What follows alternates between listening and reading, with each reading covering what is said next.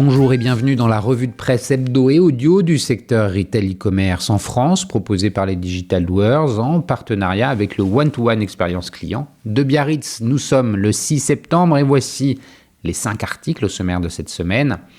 Moins de buzz, plus de ROI, la révolution IA du retail se prépare dans la prédiction des ventes à lire sur le JDN. L'e-commerce mondial devrait connaître une forte croissance d'ici 2029 grâce aux méthodes de paiement alternatives à lire sur Siècle Digital.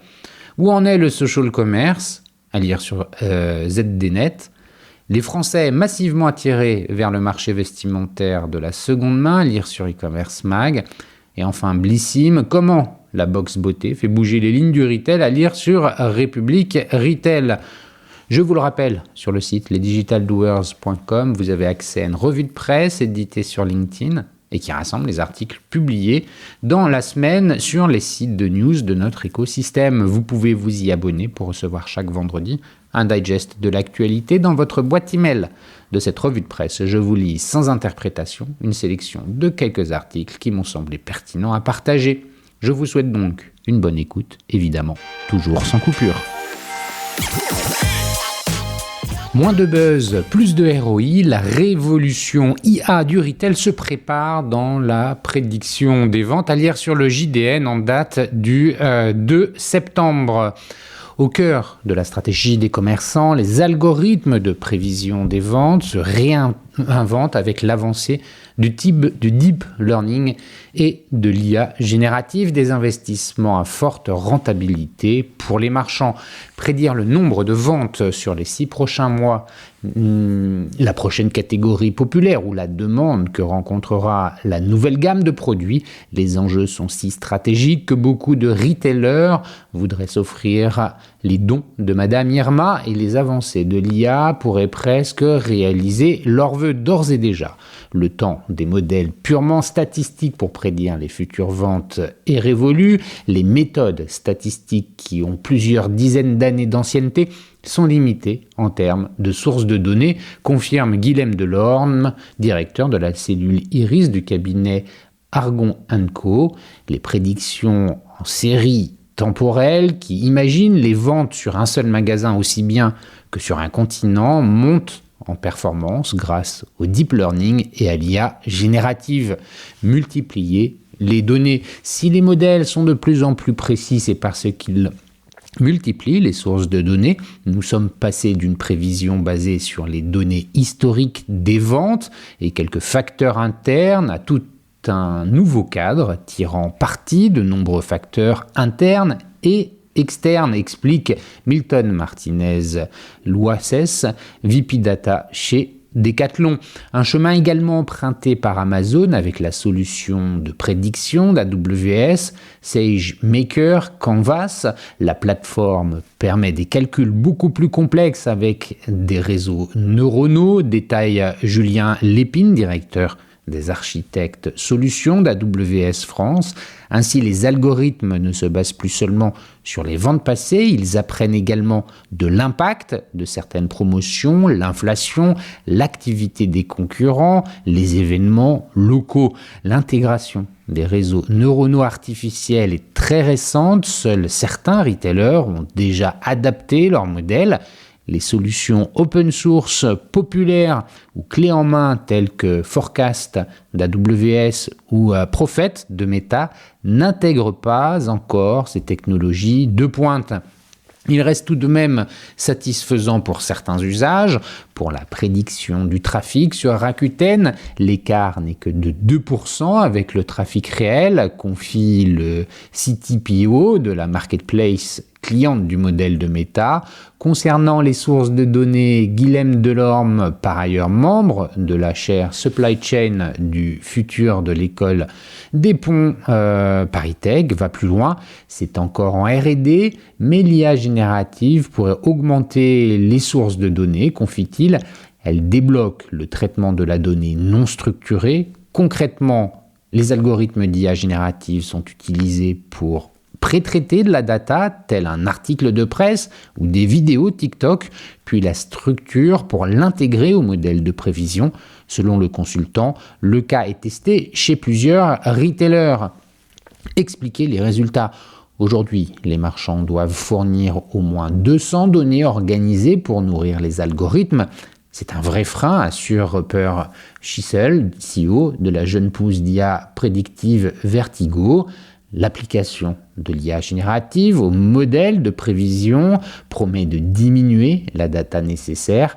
En effet, l'IA générative génère des données virtuelles pour entraîner les algorithmes d'IA traditionnels, des données qui peuvent compléter des jeux de données existants ou en créer de toutes pièces.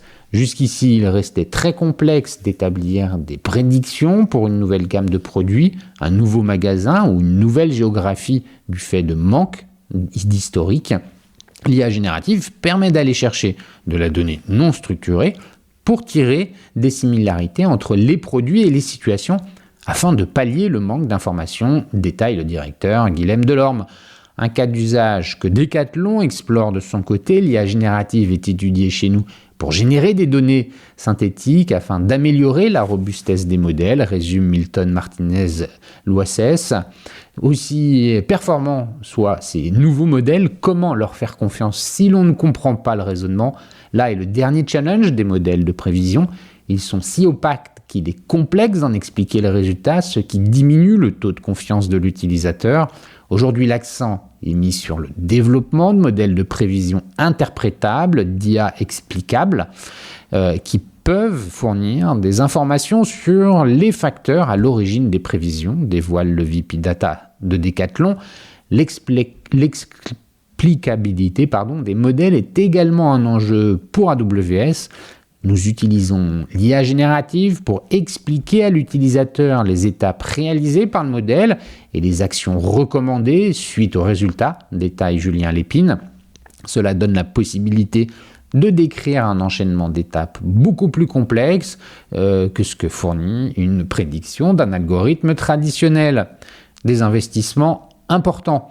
Des modèles plus complexes impliquent d'importants investissements. Le premier est humain. Si la plupart des retailers utilisent des modèles sur étagère chez AWS, Azure ou Meta, il faut connecter les données en entrée, les données en sortie et établir une interface pour consulter les résultats, énumère le directeur d'Iris.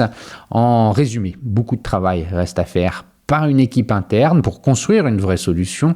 De plus, pour nourrir ces solutions, la donnée doit être qualitative. L'activation de la donnée permet de tirer le meilleur bénéfice de l'IA, qu'elle soit prédictive ou générative, rappelle Florent Cozade, VP Retail and Consumer Goods chez Salesforce. Si la donnée est propre, mais qu'elle n'est ni centralisée ni activée, elle est propre mais inutile. Et sur ce point, Nicolas Gaudemet, directeur IA chez OnePoint, reste dubitatif sur la capacité des marchands. Il y a du boulot de data scientist pour avoir des données propres chez les clients, parce que souvent, ce n'est pas beau à voir. Actuellement, Decathlon emploie plus de 30 data scientists, ingénieurs de machine learning et analystes data pour ces modèles de prédiction de la demande. Le deuxième investissement est la puissance de calcul. L'IA générative vient avec un coût, rappelle Julien Lépine d'AWS. Un algorithme d'IA générative a une consommation et une latence beaucoup plus importante qu'un modèle hyper optimisé de prédiction spécifique. Les retailers deviennent alors de plus en plus dépendants de la puissance des puces et de leur prix. Une barrière à l'entrée qui devrait bientôt être moins bloquante, à en croire le directeur des architectes solutions d'AWS France. Les modèles performants d'IA générative coûtent de moins en moins cher, analyse-t-il. Claude 3 d'Anthropic est sorti en avril avec des modèles Opus, le plus cher, Sonnet, moyenne gamme, et IQ, le plus petit. La version 3.5 a été annoncée tout début juillet et donne des performances meilleures qu'Opus avec un modèle de taille Sonnet. La démocratisation des modèles grâce aux plateformes comme Hugging Face participe aussi à réduire le coût d'accès pour des données stratégiques. Si les coûts engendrés sont importants, l'impact sur le business model permet de l'être aussi. Les retours sur investissement sont conséquents parce que ces modèles pilotent directement toute la supply chain, affirme Guilhem Delorme. Avec une réduction du niveau d'obsolescence des stocks, il y a un impact direct sur le chiffre d'affaires. Une analyse partagée par le VP Data de Decathlon, la qualité des prévisions a un impact fondamental sur notre planification financière. Elle contribue à une budgétisation des coûts efficace et garantit une meilleure gestion des flux de trésorerie. Ces innovations intégrées à la dizaine de modèles de prévision qu'exploite Decathlon participent également à réduire les coûts opérationnels, à soutenir une tarification compétitive et à réaliser des économies d'échelle selon Milton Martinez-Loissès. À fond l'IA.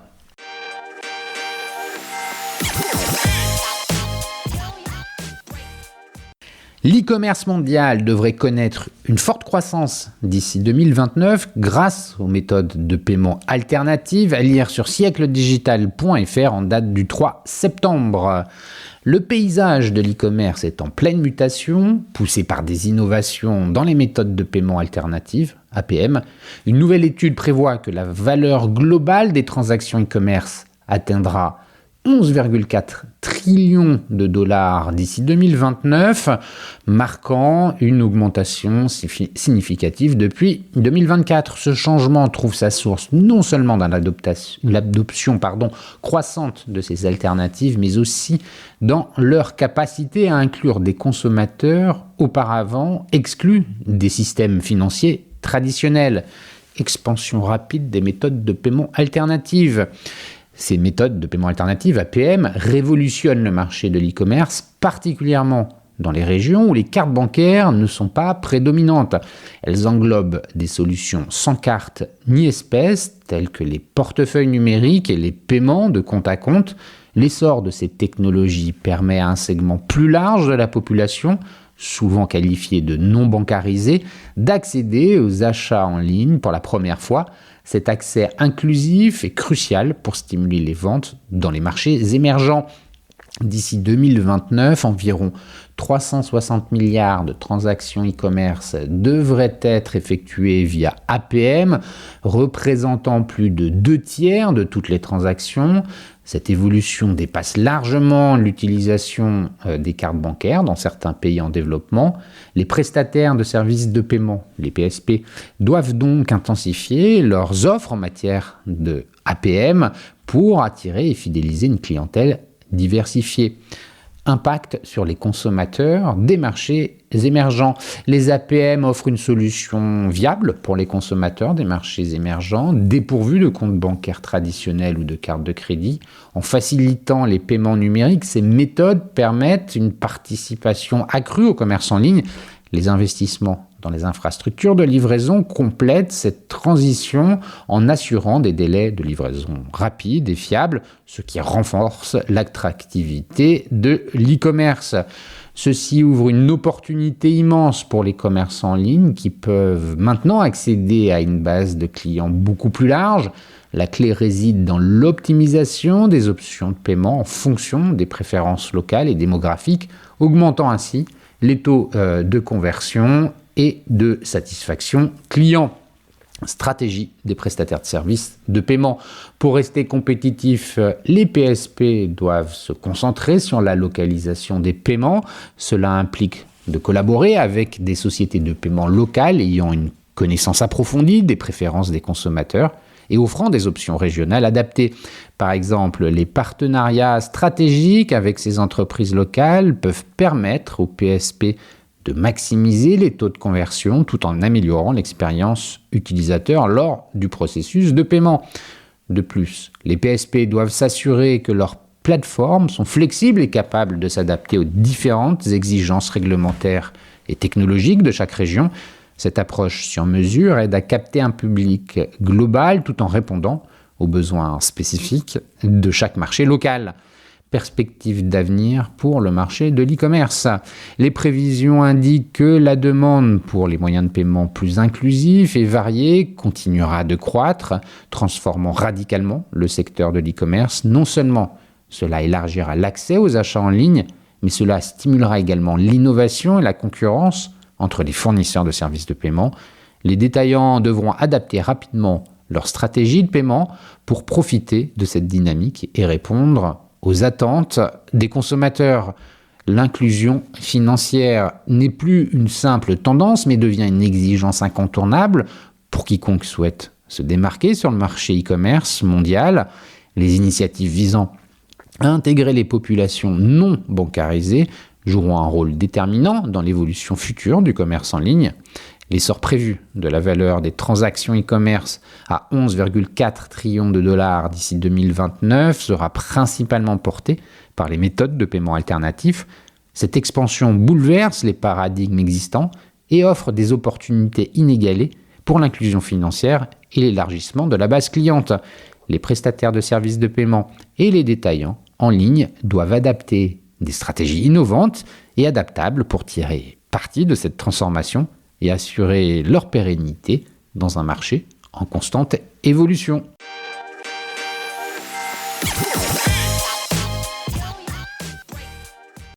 Où en est le social commerce? À lire sur zdnet.fr en date du 5 septembre. Un récent rapport signé eMarketer dresse un état des lieux intéressant du shopping sur les réseaux sociaux. Bien que cette plateforme de e-commerce n'ait jamais eu le succès espéré par les plateformes, celles-ci ne perdent pas espoir. Le social commerce ou le shopping sur les réseaux sociaux, tout le monde voit de quoi il s'agit, mais rares sont ceux qui en ont fait l'expérience de ce côté du globe. Bien que le public occidental fasse son timide sur le sujet, les plateformes aimeraient en tirer davantage de revenus et continuent de miser sur une évolution des usages en matière de consommation. Au premier rang, on retrouve sans surprise TikTok, fort du succès du shopping in-stream de Douyin. Le géant chinois tente de développer le shopping in-app chez nous.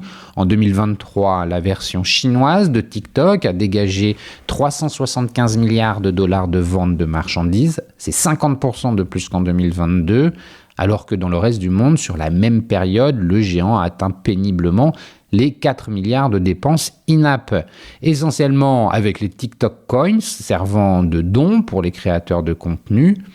Bien que les dépenses sur les réseaux sociaux soient désormais chose courante, les consommateurs occidentaux ne semblent toujours pas intéressés par le social commerce. Compte tenu de la vitesse d'adoption en Chine, les professionnels ne perdent toutefois pas espoir. Une étude d'e-marketer qui se penche sur l'adoption du shopping sur les réseaux sociaux permet aujourd'hui d'en savoir plus sur ce qui incite ou non les internautes à réaliser des achats in-stream. Bien que boudé par les jeunes générations, Facebook reste la plateforme principale pour effectuer des achats sur les réseaux, suivi de TikTok, puis Instagram. Le social network garde en effet une longueur d'avance sur la concurrence grâce à son audience colossale. Avec sa marketplace, les annonces d'occasion sont aujourd'hui plus de succès que les ventes des marques. Mais les sondages montrent que la plateforme est celle où le plus d'internautes sont susceptibles de faire un achat. D'une plateforme à l'autre, d'une population à l'autre, les réactions sont assez différentes lorsqu'il s'agit de consommer sur les réseaux sociaux.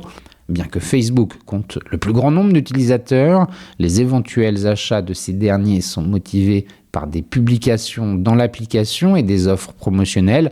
A l'inverse, les usagers de Snapchat et Reddit sont plus susceptibles de faire régulièrement leur shopping sur des plateformes sociales. Certaines applications sont donc plus efficaces que d'autres pour mettre en avant des produits, mais cela dépend évidemment des besoins de leurs utilisateurs et de leur niveau de confiance.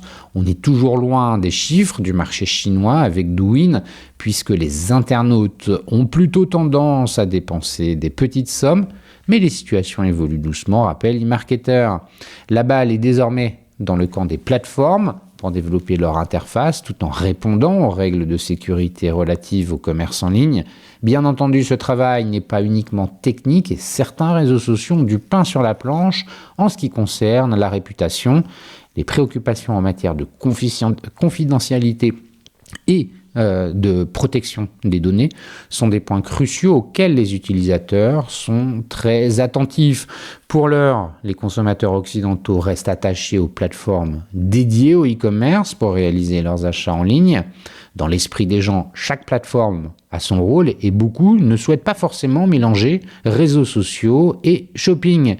Mais comme l'histoire nous montre que des outils pratiques et ergonomiques prennent le dessus lorsque les jeunes générations s'y mettent, nous ne sommes pas à l'abri d'un changement de normes au cours des prochaines années.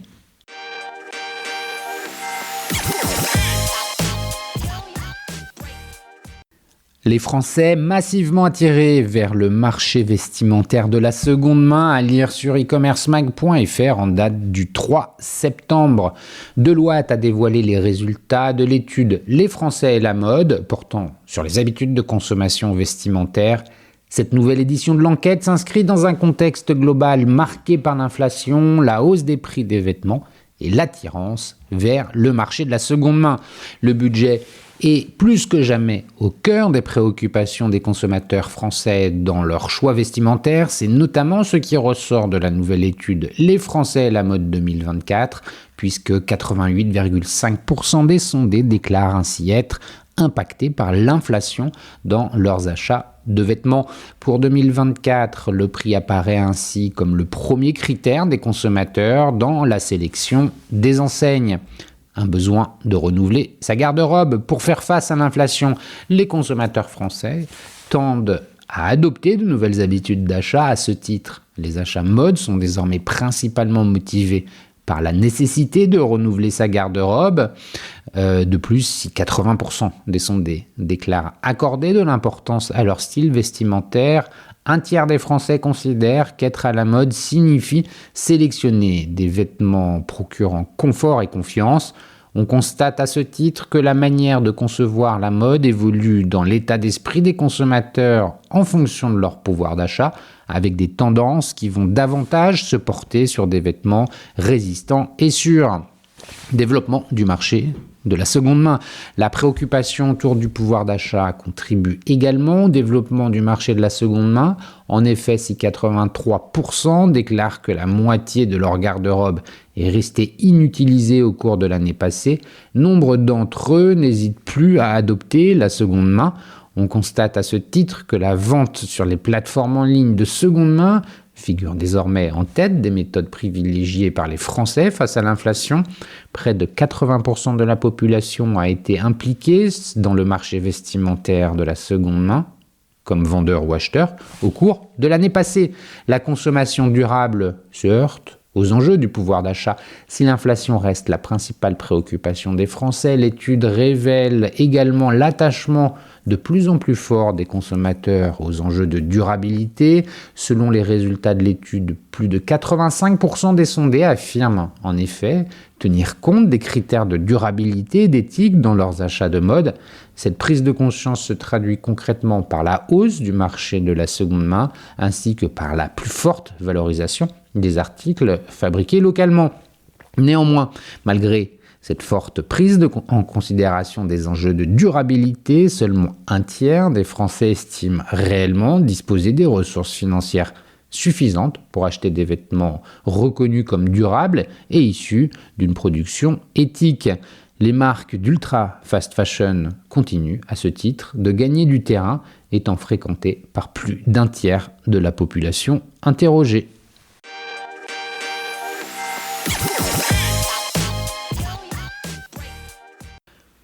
Blissim, comment la box beauté fait bouger les lignes du retail, à lire sur republicretail.fr en date du 3 septembre. Quentin Ré-Grobelet, fondateur et directeur général de Blissim, expliquera au Retail Desk comment son entreprise a su allier hyper-personnalisation et innovation pour offrir une expérience client unique, propulsant Blissim au sommet du marché de la box beauté. En 2020, vous avez racheté l'entité française Comment va Blissim. Blissim se porte globalement très bien. Nous réalisons un chiffre d'affaires de 50 millions d'euros avec une rentabilité à 2 chiffres, tout en étant complètement indépendant dans notre croissance et nos perspectives d'avenir. Ces dernières années, nous avons connu une croissance assez régulière et maîtrisée. Nous comptons actuellement 200 000 abonnés, un chiffre relativement stable. Nous avons développé de nombreux services pour les marques, ce qui nous permet d'envisager l'avenir avec beaucoup de sérénité. Quels sont ces services ? Depuis un an, nous effectuons des tests d'avis clients dont les résultats sont excellents, un point fondamental dans l'e-commerce pour améliorer la conversion des pages produits. Lorsque nous envoyons 200 000 produits à tester à nos abonnés, celles-ci payent pour essayer ces produits puisqu'elles sont abonnées à notre box. Ensuite, nous leur demandons leur avis. Naturellement, elles écrivent un commentaire positif ou négatif en partageant leur ressenti après un véritable test produit. Nous collectons ainsi des milliers d'avis.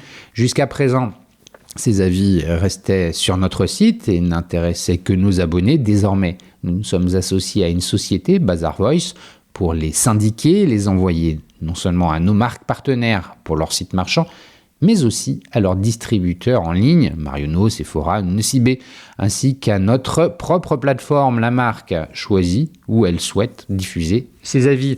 Un enjeu crucial en termes de conversion, de trafic et d'algorithme. En juin 2024, nous avons ainsi mené une campagne avec Clarins pour leur nouveau mascara. Un lancement très stratégique car le mascara est l'un des produits les plus vendus en maquillage. En un mois, il est devenu le produit le mieux classé sur Sephora.fr avec plus de 3000 avis, alors que le deuxième produit le plus ranké dans la catégorie n'a recueilli que 1800 avis. Comment obtenez-vous ces avis clients ? C'est grâce à la puissance de notre communauté beauté qui se distingue par sa qualité et sa taille. Nos clientes aiment partager leurs avis sur les produits et nous accordons une attention particulière à leur retour. Cela nous permet d'affiner nos choix et de mieux cibler les produits pour nos prochaines box. Par exemple, si une cliente nous indique dans son commentaire qu'elle a déjà reçu un mascara 3 fois et qu'elle ne souhaite plus en recevoir, nous en tiendrons compte. Les avis de nos clientes sont recueillis à la fois via des questions très précises auxquelles elles répondent par oui ou non et par le biais de commentaires libres. Nos clientes ne reçoivent pas de points et ne sont pas rémunérées pour leurs avis. C'est complètement libre, ce qui rend la valeur de leurs commentaires d'autant plus important. Comment travaillez-vous votre base de données pour atteindre une véritable hyper-personnalisation ? Nous comptons 200 000 abonnés qui reçoivent nos box chaque mois et un peu plus d'1 million de personnes actives dans notre base de données ayant déjà acheté des produits ces derniers mois, que ce soit des box sur notre e-commerce, des éditions limitées ou des produits signature. Nous exploitons notre base en la retargetant et en personnalisant nos messages, principalement via le CRM, mais aussi sur WhatsApp et par SMS. Par exemple, 6 mois après qu'une personne a acheté un produit, nous l'incitons à le recommander. Une cliente qui préfère des produits clean ou skincare et qui est moins intéressée par le maquillage recevra principalement des communications dans ces catégories. Nous augmentons ainsi les profils clients. Notre stratégie CRM nous permet d'éviter l'email fatigue, ce qui se produit lorsqu'on reçoit des emails trop fréquents et non pertinents, et d'être beaucoup plus précis dans la réponse aux besoins de nos clientes. Lorsqu'une cliente s'abonne, elle répond à un questionnaire d'une dizaine de questions sur son profil, ses préférences en matière cosmétique, ce qu'elle recherche, et tout cela est croisé avec les différents retours qu'elle nous fait sur chaque produit. Nous disposons de milliers de données.